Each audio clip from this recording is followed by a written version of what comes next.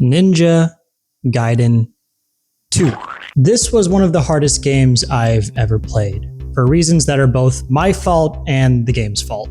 Also, you guys like my backdrop? I got pretty lights now. You all happy? Anyways, Ninja Gaiden 2. It's pretty difficult, y'all. Before I get into that, let me give a recap on what I thought about Ninja Gaiden 1. I thought the game was a nice throwback to when action games were sweeping the industry.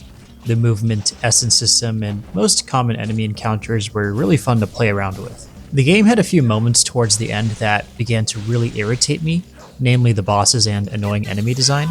In spite of that, Ninja Gaiden 1 still holds up remarkably well today, and I can see why it stands among the best in the genre. I decided to do a little more research on the history of that game and the series, and that led me to the director of both games, Tomonobu Itagaki. The Cool Guy Club. I always thought it was pretty funny how Japanese game directors are either quirky oddballs, regular guys, or badass alt-rock dude bros. Anyways, Itagaki gained some clout within the Team Ninja development team after being one of the co-directors and sole director for a number of Dead or Alive games. And that explains a lot. Itagaki is also known for being a little bit of a bad boy. He speaks his mind and frankly doesn't give a damn what anyone thinks. DMC? DMC4? I think the biggest problem with DMC4 is that the enemies really don't do anything, right? I wouldn't call them enemies, I'd call them targets. Capcom producer Hiroyuki Kobayashi doesn't think that Ninja Gaiden Dragon Sword is a real action game because it's on a handheld. I mean, if he has so much confidence that Dragon Sword is not an action game, then I'd love for him to show me how he plays Devil May Cry 4, and I'd love to see if he could beat Ninja Gaiden 2. Itagaki is a man so committed to making hardcore shit, he regularly took shots at other games for being too easy in his eyes. But what happens when a director indulges a little too far into his own philosophy? What becomes of his game? Chaos, frustration, an action survival game. This is Ninja Gaiden 2.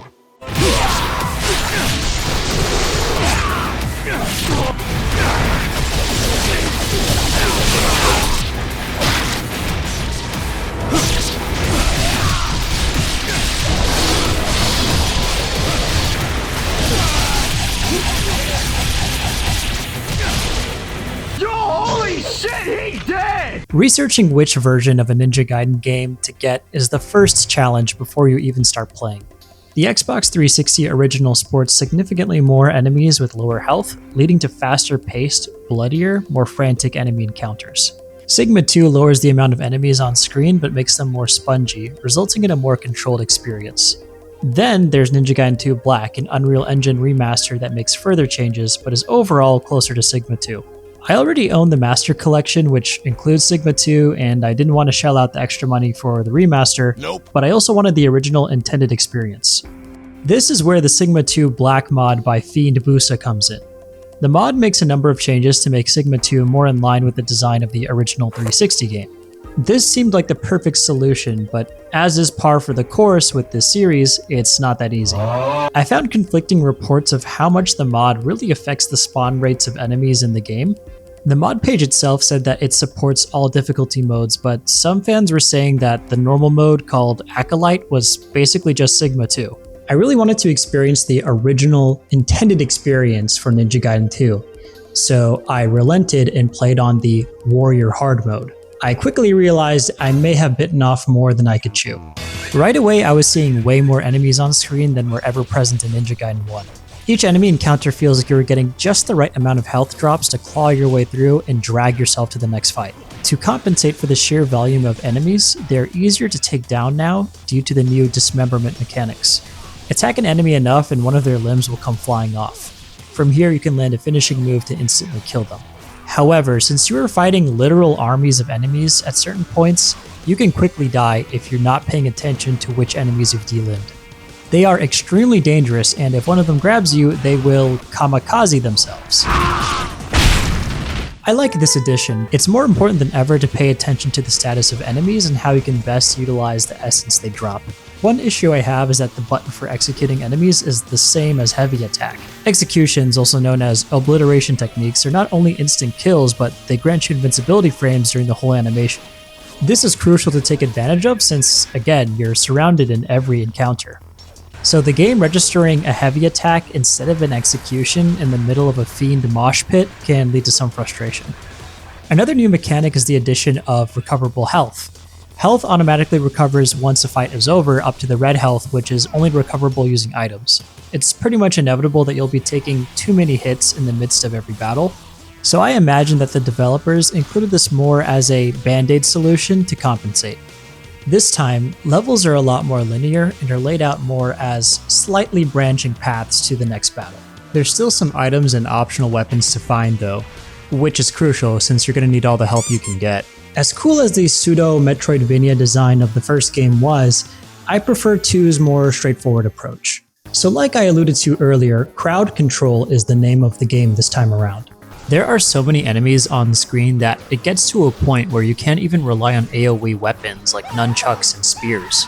Earning and using ninpo charges is a decent shortcut to deal with tanky enemies, and it functions as a screen nuke when you're getting overwhelmed. But get ready to spam ultimate attacks a lot. Like, a lot. I'm of two minds with this change in gameplay. The sheer caveman response of, ooh, that's a lot of blood, balls, and cool attacks is engaging enough. But I also found myself getting bored when I could pull off this dominant strategy for several minutes at a time, or frustrated when I needed to do it just to brute force my way through a tough section. There was one enemy encounter in particular that just felt impossible. I must have been stuck in this room for 2 hours spamming nunchucks to inflict damage on multiple enemies at once, but it just wasn't working. I was even contemplating getting rid of the mod since I just wasn't having fun at that point. That is until I remembered that Azuna drops were one-hit kills in the mod notes. So after this, I proceeded to Azuna drop every single enemy in the room. And it worked. Even though this section challenged me to play differently, this second playstyle of play lame, win game got me through nearly every other regular enemy encounter. This was where I cracked the game's difficulty and had an epiphany.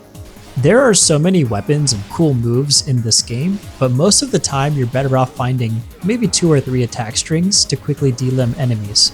After that, you can just spam ultimate techniques or just Azuna drop from the start. This led me to think back on the more controlled arenas in Ninja Gaiden 1. For the most part, I think that game struck an ideal balance of enemy difficulty while making fights still feel comprehensible. The pacing of combat gave you just enough time to actively think about your next move. So once I relied on my few weapon strings and iframe attacks, the rest of the common enemy encounters in the game were surprisingly easy. They were just long due to the sheer volume of enemies that charge at you like an iPad kid that saw you hide your phone in your pocket. The only blockers in my way were the bosses, which unfortunately are somehow worse than the first game. It was always a bit difficult for me to gauge when exactly a boss was vulnerable, but generally I'd play it safe and recognize a few patterns to get some strings in.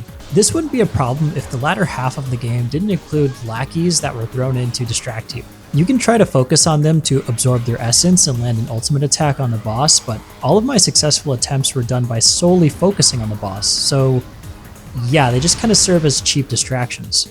There is one boss that stands out as the absolute worst though. This armadillo dinosaur thing was just god-awful. Its eruption attack will go on for minutes and cause this obnoxious camera shaking. The fireballs that it spits out are too unpredictable to block consistently, and if I didn't know to block this explosion attack at the very end of the fight, I think I would have Azuna dropped myself. There's difficulty and then there's sadism, Team Ninja. Speaking of sadistic, whoever thought that this clock tower section was a good idea? Stop it. Get some help. Like the first game, not much emphasis is placed on the story or the characters. They pretty much just exist as action figures for the player to mash together. As I said in my previous video, I really don't mind as long as the combat and level design is doing the heavy lifting. But since I was having more gripes with the gameplay, I guess the lack of an interesting story or characters stuck out more to me this time. Something that's becoming more apparent is that Ninja Gaiden could use some more charismatic characters. Ryu is cool in a stoic, badass way, but he doesn't really have a foil to bounce off of like with rivals and other action games. There's this guy, but we meet his dad, Joe. Wait, that's really his name? There are some girls you can play as, I guess. Oh yeah, speaking of hot take, I guess? I actually really liked the levels where you play as them. You what? Don't you dare run to the comments, let me explain. I like them as pace breakers from the main campaign. After suffering for an hour and getting smacked around by a fucking demon on cocaine, I like that I could have an easier time fighting less enemies and trying out a new and simpler moveset. Something interesting I found out while researching for this video is that this girl, Ayane, is actually a character from Itagaki's other series. Yeah, Ninja Gaiden is canon in the world of Dead or Alive. This revelation probably sounds hilarious to anyone who has pre-existing knowledge of either series, but as someone who didn't know, this is really interesting. The continuity of these games is really confusing, but my understanding is this. The NES Ninja Gaiden trilogy is set in its own canon, and the 3D Ninja Gaiden games exist within the same world as the Dead or Alive series. Not that it really matters, because the story in 3D Ninja Gaiden doesn't really matter. Why am I still talking about this? I'm a fucking nerd.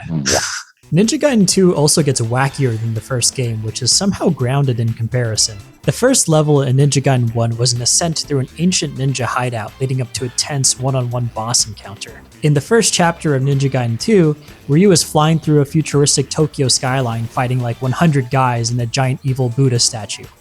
If the first game started off like a martial arts film, this one is pretty much a shonen anime. Bullshit no jutsu, go! Hey, yo, what the fuck? The game kinda peaks with the bullshit at this boss fight, but from there it's surprisingly manageable. There's some repeat boss fights that are toned down and at first strange, then okay, final boss. I felt a little unsatisfied by the end. Because after I go through all this bullshit, the difficulty curve suddenly dropped and I was left with a pretty normal game. Either the mod didn't increase the difficulty to a level I felt in other parts of the game, or Team Ninja ran out of whatever they were on and just made a normal game. That or I just locked the fuck in. I was having a lot of fun, but it was also the strangest feeling of difficulty whiplash. So what did I think after all was said and done? Well, the game is still a mess in my opinion. The weapons and ultimate attacks were really satisfying to pull off at first, but it gets to a point where most encounters result in the same strategy.